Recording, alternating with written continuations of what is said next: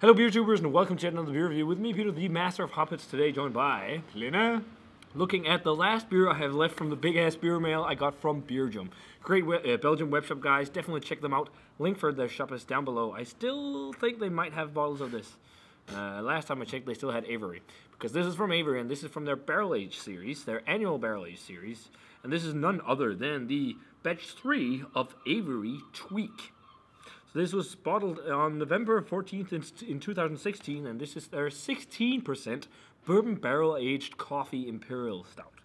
And I've heard amazing things about this. People rave about this, and also like their Uncle Jacobs and whatnot, which are big barrel-aged Imperial Stout. It's been aged in bourbon barrels for 4 months, and then, you know, it's made with coffee. And I do love coffee Imperial Stouts. They can be really good. I love barrel-aged Imperial Stout, and one of my friends said that for him, this was Bourbon County level. Wow. So that's a lot to live up to. I don't know if that's going to be the case, but it's funny. This is the first time this is basically their Imperial Stout from their Demons of Ale series called Mephistopheles. That's the base. And the original release of this on keg only was called Meth Addict. That's so awesome. But of course you can't name your beer that involves, at least in the States. You probably could here. Yeah, it wouldn't matter. Yeah, I don't think so. But in the States you sure can't. But so it's Tweak instead. And yeah, I've heard great things about it, so let's dig in. So we got it poured, and that's a pretty black color, but you get some ruby reddish tones at the bottom of the glass. Pitch black, nice base to tan head. Yeah, beige tan, but you can see those like ruby red notes in the bottom of the glass. Yeah. Can you? Yeah. But it looks really Barely 16% though. This is that's a lot. It's a huge beer, but looks great and great. You can even see those alcohol legs when you swirl it around, but. Let's check out the aroma on Tweak. Yeah. Lots of bourbon and coffee. Wow. Oh, That it is kind like- of burns my nostrils. Yeah. It's like, whoa, it's so rich on the bourbon quality. That's insane. It's just like the richest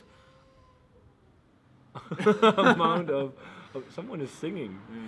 Last time we shot here, we smelled waffles, and now someone is singing outside of the window. This is interesting. Maybe they want to be on camera, that's why. I don't know. But so much rich bourbon.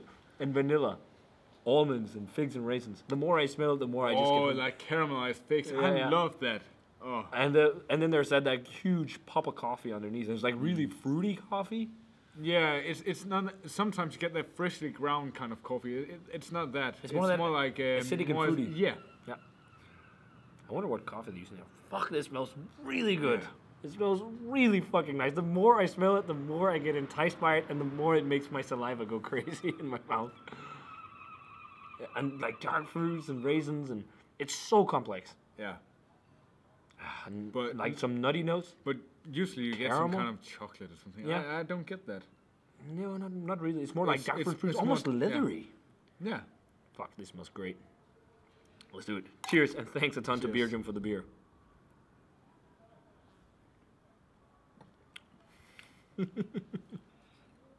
Wow. Oh, dude, that is fucking awesome. So much coffee and bourbon. Like, the intensity of bourbon flavor is crazy.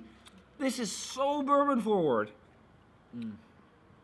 Like, right now I'm just tasting bourbon. Bourbon for days. Sweet vanilla and bourbon. Like the other... the vanilla and bourbon really linger. Yeah, it's crazy. While you get the coffee at first. Yeah, but it's it like a doesn't big punch of lo- coffee, Yeah, it and then doesn't it's just last like that the long. bourbon just like, fuck you, coffee, I'm here. it's like... And I'm not going away.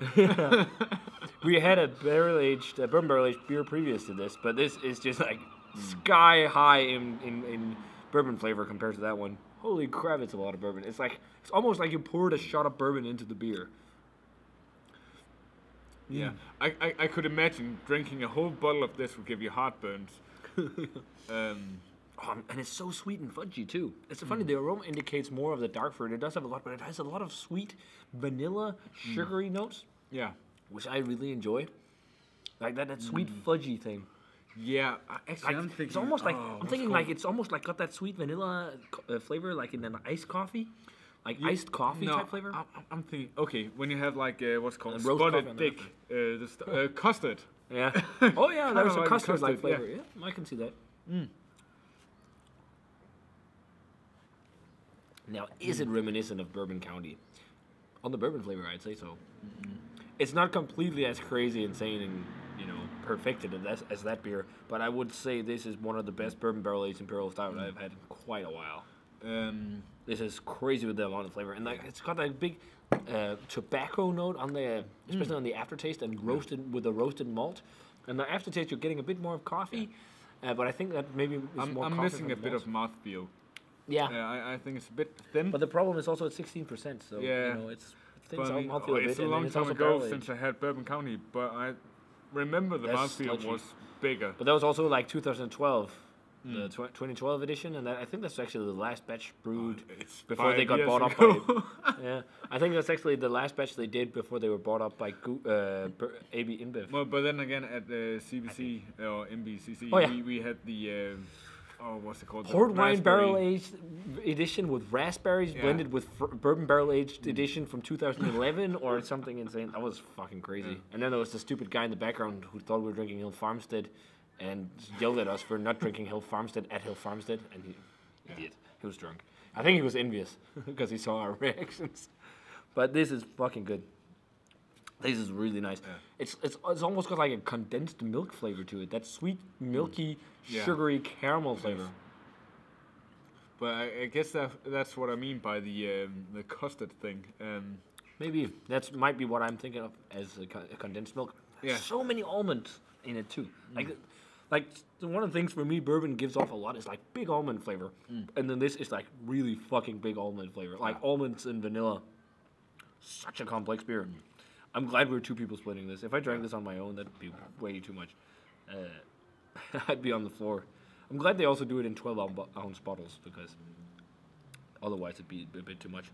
But it's been so long since I've had a barrel-aged beer of this level. This is like the level, I'd say, of some of the stuff you get at MBCC, for example, when we were there. Yeah. For me, this is really good. I don't think it's not like the best barrel-aged beer I've had, and not the best barrel-aged coffee beer I've had, but I like the... It's up there. The thing that really pops for me is the intensity of barrel character. Actually, for me, it could have more coffee, but that might also be because it's almost a year old and coffee flavor tends to fade. Yeah, but then again, it has lots and lots of vanilla. And I mean, too much coffee with that would be weird as well. Maybe. But right now, there I got a big hit of coffee, actually. But I'm thinking like 98. Something like that. Maybe 99, 98. Yeah, I mean... if the boost is a bit low... To me, Bourbon County is 100. Yeah. But then again, I had it back in 2012, and I put it on a pedestal. Yeah, and you haven't had it since. I think that was your first mind blower. That one since it was my first mind blower. Guys, send us some Bourbon County. No. Yeah, please do.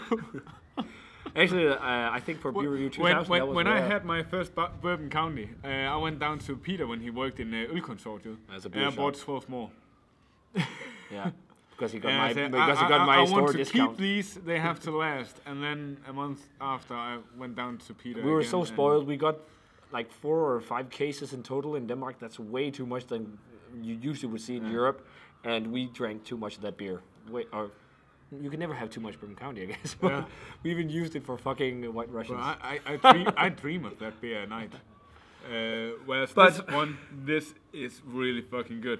But it's not Bourbon County. Not that it tries to be though. No. But it's still a fucking awesome beer. But I mean, rating wise, I think someone's singing again. But it's 97, 98. It's hard deciding that last little. It's around there. Let's just say, 98. Okay. Yeah.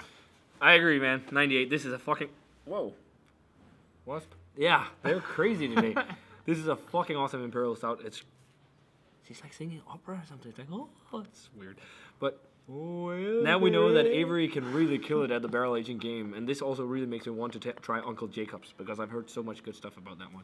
But great stuff, guys. If you had a chance to try the 2016 release of Avery Tweak, definitely let us know what you thought of it. I think this is fucking fabulous beer. Thanks so much to Beer Gym for this one.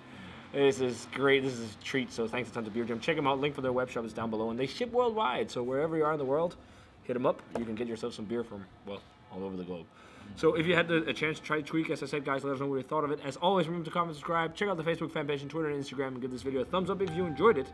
And we're going to say cheers and pling on Plyn's phone. Pling. Cheers, Pete. And see you guys in another beer review.